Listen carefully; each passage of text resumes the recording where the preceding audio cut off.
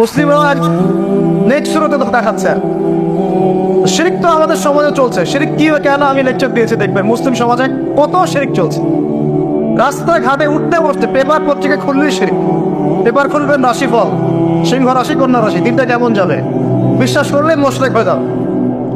রাস্তার পাশে টিয়া পাখি দিয়ে বান্ধব পরীক্ষা করছে, হাতটা দেখে দেন তো ভাই কি আছে, বললেই শিরক হয়ে যাবে।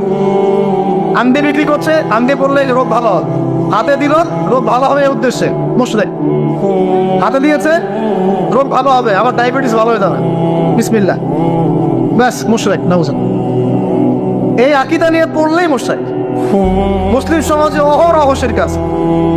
বাসায় মা বোন যারা আছে অনেকেই দেখা যায় চুল আশ্রয় চিরুনি পরে গেলে বলে আজকে মেহমান আসবে। কি আসবে আজকে? মেহমান আসবে আজকে, বললেই শিরক। বাসা থেকে বের হচ্ছেন, আপনার পাঞ্জাবিটা একটু আটকে গেছে, আপনার স্ত্রী বলছে একটু বসে যান, অমঙ্গল হতে পারে, বসেন, বাস মোশরেক, শিরক হয়ে গেল। মুসলিম সমাজে রন্ধ্রে রন্ধ্রে শিরক। এখন আবু জাহেলের যুগে শিরক ছিল, এগুলো বলতে থাকলে এটা নিয়ে আলোচনা করতাম। আলোচনার টপিক আমার আসতে আবু জাহেলের যুগে কি ছিল ভাই? শিরক ছিল, সমাজে রন্ধ্রে রন্ধ্রে শিরক ছিল। এখনকার সমাজেও শিরক আছে। তারা লা ইলাহা ইল্লাল্লাহ না পড়ে শিরক করতো, আমরা পড়েও শিরক করি। আল্লাহ পাক আমাদের সবাইকে শিরকের পাপ থেকে হেফাজত করুন বলিয়া। এই একটা পাপ যদি কেউ না করে ইনশাআল্লাহ সে জান্নাতে যাবে। যতই পাপ করুক না কেন, জেনা করেছে, মদ খেয়েছে, মিথ্যা বলেছে, অনেক কিছু করেছে, শুধু শিরকের পাপ করে নাই, আল্লাহ তাকে মাফ করে দিবেন ইনশাআল্লাহ। বিশ্বাস করলেন না কথাটা? নবীজি বলেছেন এই উম্মতের যে কোনো ব্যক্তি যতই পাপ করুক না কেন আল্লাহ পাক সমস্ত পাপ মাফ করতে পারেন, কিন্তু শিরকের গুনাহ আল্লাহ পাক মাফ করবেন। তওবা করে যদি মারা না যায় মাফ করবেন। একটা এক্সাম্পল দিয়ে বোঝাচ্ছি তাহলে ক্লিয়ার হয়ে যাও। মনে করেন কেউ একজন জেনা করেছে, তওবা করার সুযোগ হয় নাই, মারা গেছে, নাউজুবিল্লাহ। এখন আল্লাহ পাক কিয়ামতের মাঠে এই জেনার পাপটা মাফ করে দিতে পারেন, যদিও সে তওবা করে নাই। আল্লাহ পাক এই পাপটাও মাফ করতে পারেন। কিন্তু একজন ব্যক্তি শিরক করেছে, তওবা করে নাই, কিন্তু এই অবস্থায় যদি কাল কিয়ামতের মাঠে আল্লাহর সাথে সাক্ষাৎ করে, আল্লাহ তার গুনাহ মাফ করবেন। এই শিরক আর অন্য পাপের এই হলো পার্থক্য।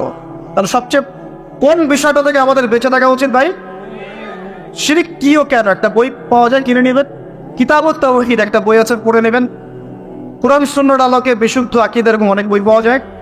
আর আকীদা সংক্রান্ত একটা অনবদ্য বই হলো আল আকীদা আত-তাহাওয়িয়া। এই চারটা পাঁচটা বই পড়লে আপনার শিরকের কনসেপ্ট ক্লিয়ার হয়ে যাবে। আল্লাহ পাক আমাদেরকে পড়াশোনা করার তৌফিক দেন। এবার আসেন, আবু জাহেলের যুগে ছিল সুদ বোঝেন কিনা? 100 টাকা দিলাম, 105 টাকা দেওয়া লাগবে। 1 লাখ টাকা দিলাম, 1,01,000 টাকা দেওয়া লাগবে। 1,01,000 টাকাও যদি দেন, ওই 1 টাকাই সুদ। সুদ তো আমরা বুঝি না। এখন তো পেপার মানির মধ্যেও সুদ আছে, ইলেকট্রনিক মানির মধ্যেও সুদ আছে। সামনে একটা আসবে অচিরেই ক্রিপ্টোকারেন্সি, বিটকয়েন, ওটার মধ্যেও সুদ থাকে। সুদ ভিত্তিক ইকোনমিক সিস্টেম দিয়ে পুরো বিশ্বটাকে অক্টোপাসের মধ্যে পেঁচিয়ে ধরা হয়েছে। মানে এটা যদি ওয়ার্ল্ড হয়, এটাকে চেপে ধরছে এভাবে, সুদ দিয়ে এভাবে চেপে ধরছে। আপনি বেরিয়ে হইতে পারবেন না, কিন্তু বের হতে পারবেন না। যারা যে মার্শাল আর্ট প্র্যাকটিস করে ওরা জানে কিছু লক আছে, লক মানে যখন 1-on-1 ব্যাটেল হয়, রিংয়ে যারা বক্সিং খেলে, মার্শাল আর্ট জানে, রেসলিং খেলে, এরা কিছু লক করতে পারে। লক মানে কিছু মারবে না আপনাকে, জাস্ট লক করে রেখে দিয়ে নড়তে পারবেন না, বুঝছেন? তো এরকম লক করে রেখে দিচ্ছে পুরো বিশ্বটাকে। এখন সুদ, বেরোতে পারবেন না। বেরোতে পারবেন কোথায়? যদি মনে করে আপনি খুব এই যে গ্রামে বাস করছেন, এখানে সমাজের লেনদেন করেন না, নিজে চাষবাস করে নিজে খান, তখন আপনি হয়তো বেঁচে থাকতে পারবেন। মার্কেটে গেলেই সুদে পড়তে হবে আপনাকে। এটা কি পসিবল? একা থাকা সম্ভব? অতএব সমাজে থাকতেই হবে। এখন সমাধান কি? ফাত্তাকুল্লাহ মাস্তাতা'তুম, একদম সাধ্য মতো আল্লাহকে ভয় করেন, সাধ্য মতো আল্লাহকে ভয় করেন। ইচ্ছা করে সুদের সাথে সম্পৃক্ত হবেন না। যদি অনিচ্ছাকৃতভাবে সুদের অর্থ চলে আসে, যদি জানেন এটা সুদের, ছেড়ে দেন, এটা ছেড়ে দেন। ওইটাতে পাবলিক টয়লেট নির্মাণ করে দেন, তাও খায়েন না আল্লাহর ওয়াস্তে। কারণ নবীজি বলেছেন সাল্লাল্লাহু আলাইহি ওয়াসাল্লাম, 1 দিরহাম যে ব্যক্তি সুদ খায় সে যেন 36 বার জেনা করবে। এটা সহিহ বুখারীর হাদিস, উলামায়ে কেরাম জানেন। যে ব্যক্তি 1 দিরহাম সুদ খেয়েছে, সে যেন 36 বার জেনা করেছে।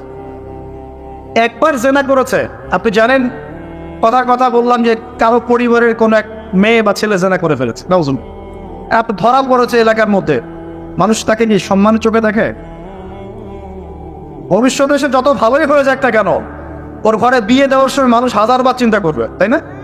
তাই না বিষয়টা? মনে করেন একটা মেয়ে জেনা করে ফেলেছে, আল্লাহ না করো, নাউজুবিল্লাহ, এটা জানাজানি হয়ে গেছে, ওর ঘরে কি বিয়ের প্রস্তাব আসবে পরে? যদি ভালো হয়ে যায় তাও আসা খুব ডিফিকাল্ট।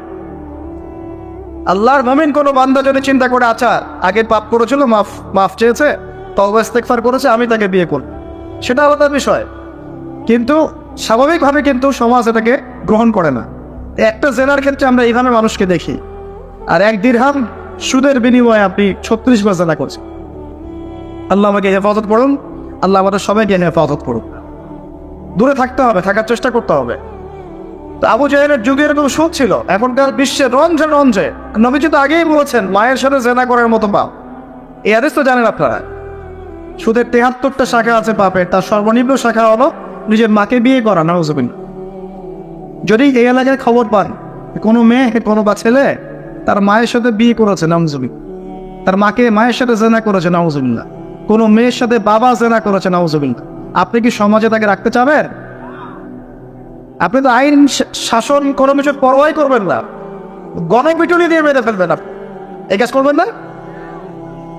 একটা মসজিদে চোর, তারাবির নামাজে আবার চোরও আসবে কিন্তু অনেক, কথায় মনে পড়ে গেল, স্যান্ডেল সন্তান। তো তারাবির নামাজে অনেক চোর আসে না? অনেকে তো মসজিদে দান বাক্স শুদ্ধে নিয়ে চলে যায়। কি ইনসাফ আমাদের সমাজে! মসজিদে ফ্যান লক করে রাখতে হয় তালা দিয়ে, বাইরে মসজিদে ফ্যান লক করে রাখতে হয় তালা দিয়ে, খাঁচার মধ্যে। তো মসজিদেও চোর যায়। এখন চোর ধরা পড়ে গেলে কি পিটুনিটা পিটান রাখতে হয়। মসজিদে একটা চোর যদি ধরা পড়ে, সবাই মিলে কি পিটুনি দেওয়া শুরু করে। এটা কিন্তু অনৈতিক কাজ, জানেন? এভাবে সবাই মিলে গণধোলাই দেওয়া জায়েজ নাই। তাকে নির্দিষ্ট প্রশাসনের কাছে হস্তান্তর করতে হবে। যদি এখন বলেন প্রশাসন বিচার করছে না, সেটা তাদের ব্যাপার। ও যদি ফাঁকফোকর দিয়ে বের হয়, সেটা ওদের ব্যাপার, এইগুলোর দায়ভার তাদের। আপনি যদি নিজের হাতে শাসন তুলে নেন, সমস্যা আছে। এভাবে ইসলাম এটাকে জায়েজ করে নাই। ওর হাত কেটে ফেলার বিধান আছে, তাই না, কোরআনে? এটা আপনি করতে পারবেন না, এটা ইসলামিক আদালত করবে, ইসলামিক আদালত। সবাই যদি আইন হাতে তুলে নেয় তাহলে তো সমাজে বিশৃঙ্খলা হবে। এই জন্য এই সুযোগটা ইসলাম দেয় নাই। প্রমাণ হলে তাকে সোপর্দ করতে হবে প্রশাসনের কাছে। এখন দেখেন, একটা স্যান্ডেল চোরকে যে পিটানি দেন, এখন একটা লোক যদি মায়ের সাথে জেনা করে, নাউজুবিল্লাহ, কি মাইকটা মারবে মানুষ তাকে। এখন সুদের মধ্য দিয়ে নবীজি বলছেন সবচেয়ে নিম্ন পাপ হলো নিজের মায়ের সাথে জেনা করা, বলি নাউজ। আমরা অ্যাভেলেবেল কাজগুলো করছি, এই বোধোদয় আমাদের হচ্ছে না, কারণ কলব মরে গেছে। কলব কি হয়েছে ভাই? মরে গেছে। কলব জিন্দা করতে হবে। কলব জিন্দা করার জন্যই রমজান, কলব জিন্দা করার জন্যই কোরআন, এবং কলব জিন্দা করার জন্যই বেশি বেশি মওদুল ফিকির আর আল্লাহর জিকির বেশি বেশি করা। আল্লাহ পাক তৌফিক দান করুন। তো আবু জাহেলের যুগ ছিল সুদের যুগ। কিসের যুগ? 1 নম্বর, আবু জাহেলের যুগ ছিল শিরকের যুগ। 2, আবু জাহেলের যুগ ছিল সুদের যুগ। 3, আবু জাহেলের যুগ ছিল মাদকের যুগ। কিসের যুগ? এখন নাই? কম না বেশি? সুবহানাল্লাহ। রাস্তাঘাটে দেখি ছোট ছোট ছেলে পেলে এই যে প্লাস্টিকের ভিতরে কি কি জানি খায়, ছোট ছোট ছেলে, একদম ছোট কচি কাঁচা বাচ্চা। এদের ভবিষ্যৎ নিয়ে ভাববেটাকে? আমাদেরকে ভাবা উচিত না ভাই? আমাদের যুবকদের মধ্যে বড় একটা অংশ আজকে মাদকের ভয়াল থাবায় ডুবে গেছে, যায় নাই? এদেরকে ফেরাতে হবে না? ফেরানোর জন্য আমি আমার পক্ষ থেকে একটা খালি নসিহত করবো, একটা নসিহত, অনলি একটা। সারা দুনিয়ার মাদক যদি সেবন করো, তোমার মনের কষ্ট দূর হবে না। মাদকের কাছে গিয়েছে কেন? আমি বলছি কেন গিয়েছে জানেন? এক সঙ্গদোষ, কোনো খারাপ সার্কেলে পড়েছে, বলেছে আয় একটু সিগারেটে টান দে, কি সমস্যা? ও একদিন টানতে শুরু করেছে, পরে আস্তে আস্তে আস্তে আস্তে অভ্যস্ত হয়ে গেছে। আমরা ছোটবেলায় তাবলিগ জামাতে যেতাম, এই মসজিদ ওই মসজিদ, তো দেখতাম সেখানে আমাদের যে মানে কাফেলা থাকতো, সেখানে কিন্তু 2-1 স্মোকারও চলে যায়, যায় না? সেহেরি করেছি আমরা। সেহেরি করার পরে আমাদের এক বড় ভাই, কি সেই নেশা, আমার সিগারেট কোথায়, আমি এখন কি খাবো, আমার সিগারেট কোথায়? তাবলিগ জামাতে। তারপরে মাশাআল্লাহ উনি তাবলিগ জামাতে গিয়ে আলহামদুলিল্লাহ এখন আল্লাহর ওলি হয়ে গেছে। মানুষ এরকম মানুষ আছে না, সিগারেটের চেইন স্মোকার, নেশা। তো দেখুন ওই স্মোক করতে গিয়ে আস্তে আস্তে বড় নেশা চলে গেছে, সঙ্গদোষ। 2 নম্বর, ওই যে একটা প্রেম করছে জীবনে, প্রেমিকা ছেড়ে চলে গেছে, ওর ধারণা যে দুনিয়ার সব উমর চলে গেছে। একটা মেয়ে, মেয়ের অভাব নাকি দুনিয়ায়? মেয়ের অভাব মনে করেন? শেষ জামানায় একটা ছেলের ঘাড়ের মধ্যে 40টা মেয়ে থাকবে। আরে ভাই 40টা বউ না, 40টা মেয়ে, মহিলা। মানে আপনার ঘাড়ে থাকবে আপনার স্ত্রী, আপনার কন্যা, আপনার মা, আপনার বোন, আপনার শাশুড়ি, আপনার খালা, সব আপনার ঘাড়। শেষ জামানায় মেয়েদের সংখ্যা আস্তে আস্তে বাড়তে থাকবে, ছেলেদের সংখ্যা আস্তে আস্তে কমতে থাকবে। যুদ্ধ বিগ্রহ বেশি হবে, ছেলে মানুষ একটু বেশি মারা যায় না, বাইরে চলাফেরা বেশি করে, অ্যাক্সিডেন্ট আছে, রোড অ্যাক্সিডেন্ট, এই সেই, যুদ্ধ বিগ্রহ। এমনি গড়াইও ছেলেদের কম, আর ছেলেদের জন্মহার কিন্তু মেয়েদের চেয়ে কম। আর শিশু ছেলে মারা যায় বেশি, মেয়েরা মারা যায় কম। ছেলেরা এমনিতেই সংখ্যায় কম হবে, আর শেষ জামানায় মেয়েদের সংখ্যা আরো বেশি বাড়তে থাকে। একটা মেয়ে চলে গেছে, ব্যাস আপনি জীবনটা নষ্ট করে ফেললেন। কি হয়েছে? আর এগুলো কিন্তু কোনো ভালোবাসা না, এগুলো হচ্ছে একটা আবেগ। এটার নাম কি ভাই? এটা জাস্ট একটা আবেগ। অনেক হুজুর দেখে এখন প্রেম বিশেষজ্ঞ হয়, আপনাদেরকে ওয়াজ করে। হ্যাঁ, দেখা হয়নি, আমি বলবো তার সাথে যে এইসব প্রেমের সুরসুরি মার্কা ওয়াজ বন্ধ করতে। এগুলো দিয়ে যুবকদের উপকার হচ্ছে না। কারণ বিয়ে না করলে সংসার বুঝবেন কিভাবে? বিয়ে না করলে আপনি সংসার বুঝবেন কিভাবে? মনে করেন আমি বিয়ে শাদী করি নাই, আমি আপনাকে কি বিয়ের ওয়াজ করব? আমার তো অভিজ্ঞতাই নাই। আর মনে করেন আপনি 2টা বিয়ে করছেন, বলার কথা, এখন আপনি বলবেন বাপরে বাপ, এই কাজ ভাই আমি করছি, আপনারা করতে দেন। কারণ আপনার অভিজ্ঞতা হয়েছে, অভিজ্ঞতা থেকে মানুষ শেখে না। তো সুরসুরি মার্কা ওয়াজ দিয়ে কি মানুষকে শেখানো যাবে? এই যে ছেলেরা মেয়েদের সাথে হারাম সম্পর্ক করে এক পর্যায়ে যে ছেঁকা খেয়ে মাদকের কাছে গেল, এখানে মূল সমস্যাটা ভালোবাসা না। এখানে মূল সমস্যাটা ছিল আপনি আপনার নফসের কাছে হেরে গেছেন, আপনি আপনার নফসের কাছে হেরে গেছেন, আপনি আপনার প্রবৃত্তির কাছে হেরে গেছেন। এটা ছিল একটা জেনা, একটা যৌনতা, এটা ভালোবাসা ছিল না। এটাকে আমরা বলবো আপনি হরমোনিয়াস হয়েছেন। হরমোন আপনার শরীর থেকে যে থ্রু করে, এই হরমোনের ফলে আপনি একটা হরমোনিয়াস হয়েছেন, দ্যাটস অল। আর যে মেয়েটা আপনাকে উঠতি বয়সে এইসব মিথ্যা প্রতিশ্রুতি দিয়েছিল, সেও ছিল একটা প্রতারক। কি ছিল একটা? সে নিজেও জানতো না যে সে নিজে কি করছে, সে নিজেও জানতো না সে চায় কি। তখন আপনিও বুঝতেন না আপনি কি চান। এইগুলো আর জীবন জগৎ বাস্তবতা রেসপন্সিবিলিটি সম্পূর্ণ আলাদা জিনিস। ভালোবাসার সংজ্ঞা কি তাহলে? ভালোবাসার সংজ্ঞা হচ্ছে, ভালোবাসার ডেফিনেশনটা হচ্ছে যে আপনি যাকে পছন্দ করেন, যাকে আপনি ভালোবাসেন, তাকে আপনি কতটুকু বোঝেন, এটা হলো ভালোবাসার ডেফিনেশন। আপনি তাকে বোঝেন কিনা, আপনি তার স্বপ্নের পাশে অংশীদার হতে পারছেন কিনা, তার যে লাইফের অ্যাম্বিশন, এখানে আপনি তার পাশে সাথ দিতে পারছেন কিনা, তার হাত ধরে থাকতে পারছেন কিনা, সে হোঁচট খেলে আপনি তার পাশে থাকতে পারছেন কিনা, হ্যাঁ, সে খারাপ সময় পার করলে আপনি তাকে সাপোর্ট দিতে পারছেন কিনা, আপনি তাকে কনফিডেন্স দিচ্ছেন কিনা, এগুলো ভালোবাসা। আমরা আমাদের সন্তানদেরকে ভালোবাসি না? সন্তান পড়ে গেলে আমরা হাত ধরে তুলি, ওঠো, কিছু হয়নি, আবার যাও, এটা তো ভালোবাসা। আর এই যে নোংরা জেনা, হারাম অ্যাফেয়ার্স, এটা মূল জিনিসটা যৌনতা। এটা কি জিনিস ভাই? যৌনতা। যারা বলে না এখানে একটা ডিভাইন লাভ আছে, ঐশ্বরিক লাভ, আমি বলি একটা প্রতারণা। ঐশ্বরিক লাভ না, এটা হচ্ছে শয়তানি লাভ।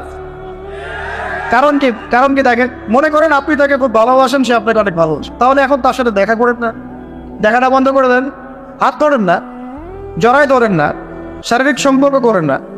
আপনি এখানে তার সাথে পর্দা মেনটেন করেন, দেখেন পারেন কিনা। সে বলবে না আমি রাজি না। মেয়েও রাজি হবে না, ছেলেও রাজি হবে। মেয়েও একটু সুরসুরি পছন্দ করে, ছেলেও পছন্দ। আর এদিকে তো বিয়ে কঠিন করে ফেলা হয়েছে, এদিকে আবার পর্নোগ্রাফি ছড়ায় দেওয়া হয়েছে। তো সব মিলায় এরা নিজের চরিত্রকে হেফাজত করতে ব্যর্থ হচ্ছে। সলিউশন কি? সলিউশন হচ্ছে ভালো কাজে ব্যস্ত থাকা, নামাজ ঠিকঠাক মতো পড়া, কোরআনকে সময় দেয়া, রিজিকের সোর্স তৈরি করে আল্লাহর কাছে একজন নেককার মেয়ে চেয়ে নেয়া, এবং দিনদারিতে দেখে একটা মেয়েকে বিয়ে করে ফেলা। বিয়ে করবেন জাস্ট যখন আপনি কবুল বলবেন আল্লাহ পাকের কালিমাকে সাক্ষী রেখে, আপনি ফিল করবেন যে তখনই আল্লাহর পক্ষ থেকে এই অপরিচিত একটা মানুষের প্রতি আপনার একটা মহব্বত তৈরি হয়ে যাবে। এটাই ভালোবাসা।